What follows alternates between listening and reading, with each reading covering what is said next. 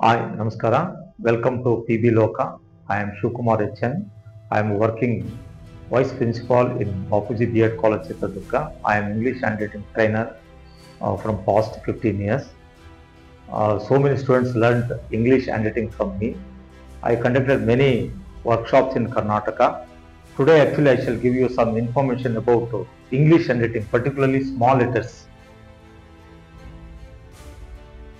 Here, top zone letters, 6 top zone letters. Actually, I shall write one by one. You have to observe me. Okay, you start from here, 3 lines letters, this one, and top zone letters D like this.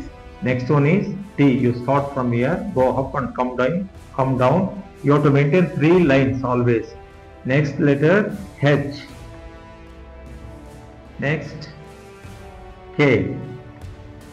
Next L. Next P. You have to write like this. Please observe me. These are all 6 letters, 3 lines letters, and also top zone letters we called as. The next 13 letters remaining, middle zone letters. You have to start from like this.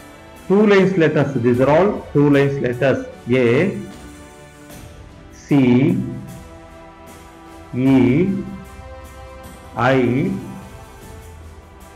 M, N, O, R, S, U, V,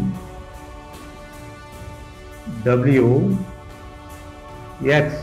These are all 2 lines letters. Second line and third line you have to touch like this. Every letter is a tail.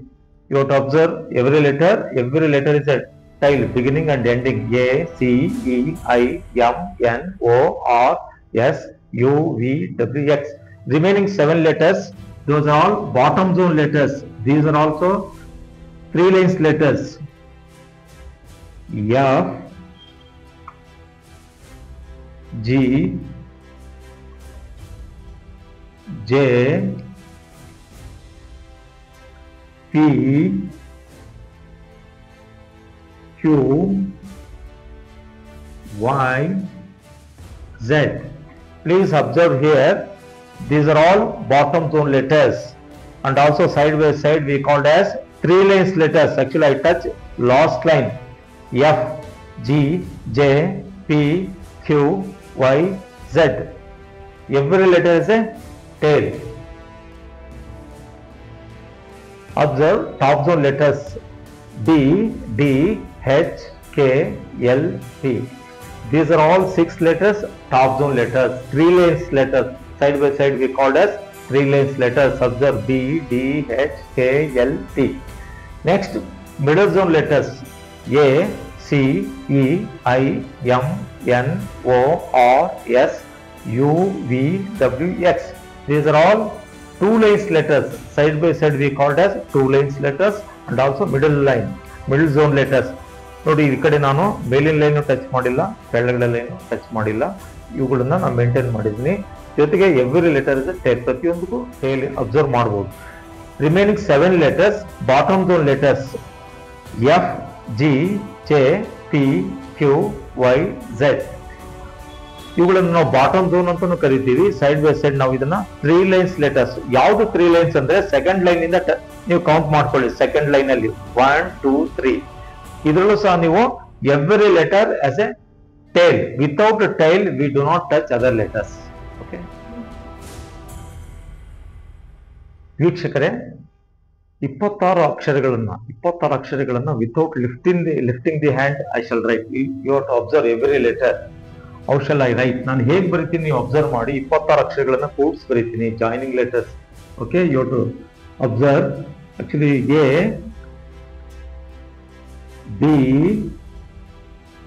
C, D, E, F, G, H, I, J, K, L, M, N, O,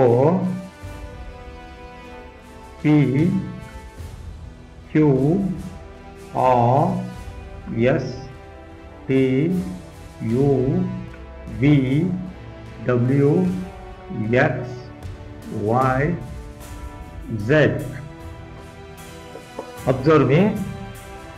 ಈಗಾಗಲೇ ನೀವು ಮೊದಲೇ ತಿಳಿಸಿದ ಹಾಗೆ 26 ಅಕ್ಷರಗಳನ್ನ ಬರೆಯೋದು ನಿಮ್ಗೆ ಹೇಳ್ಕೊಟ್ಟಿದ್ದೀನಿ skill.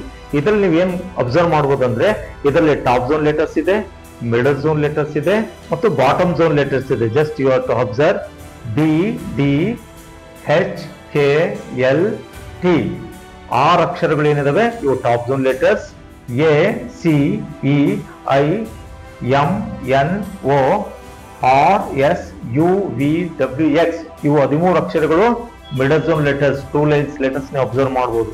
ಉಳಿದಂತ 7 ಅಕ್ಷರಗಳು F G J P Q Y Z. These are all bottom zone letters. ನೋಡಿ, without lifting the hand ಬರ್ತೀನಿ. ಪ್ರತಿಯೊಂದು ವಿಸಿಬಲ್ ಇದೆ, ಪ್ರತಿಯೊಂದು ನೀವು ಅಬ್ಸರ್ವ್ ಮಾಡಿದಾಗ ಎಲ್ಲರಿಗೂ ಅರ್ಥ ಆಗುತ್ತೆ. ಆಮೇಲೆ ನೀವೇನ್ ಅಬ್ಸರ್ವ್ ಮಾಡೋದು ಅಂದ್ರೆ I connect other letter. Actually I connect different style ಅಲ್ಲಿ ನಾನು ಕನೆಕ್ಟ್ ಮಾಡ್ತಾ ಹೋಗಿದ್ದೀನಿ. ಎಲ್ಲೂ ಅದು ತಪ್ಪಾಗಿಲ್ಲ. ನೀವು ಅಬ್ಸರ್ವ್ ಮಾಡಿ, ಪ್ರತಿಯೊಂದಕ್ಕೂ ಟೇಲ್ ಇದೆ. ಇರ್ತಕ್ಕಂಥ 26 ಅಕ್ಷರಗಳಿಗೆ ಟೇಲ್ ಇದೆ. Without tail we do not connect other letters. ಅದಕ್ಕೋಸ್ಕರ we have to practise like this. First ನೀವು ಟಾಪ್ ಝೋನ್ ಪ್ರಾಕ್ಟೀಸ್ ಮಾಡಿ, ಮಿಡಲ್ ಝೋನ್ ಪ್ರಾಕ್ಟೀಸ್ ಮಾಡಿ, ಬಾಟಮ್ ಝೋನ್ ಪ್ರಾಕ್ಟೀಸ್ ಮಾಡಿದ್ಮೇಲೆ ಈ ತರ 26 ಅಕ್ಷರಗಳನ್ನು ನೀವು ಬರೆಯೋದು ಪ್ರಾಕ್ಟೀಸ್ ಮಾಡಿದ್ರೆ ಯಾವುದೇ ವರ್ಡ್ಸ್ ನ ಸೆಂಟೆನ್ಸ್ ನ ತುಂಬಾ ಚೆನ್ನಾಗಿ ನೀವು ಬರೆಯಕ್ಕೆ ಸಾಧ್ಯತೆ ಇದೆ.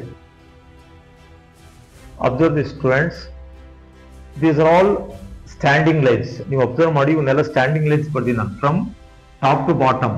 Okay, you have to practise these things.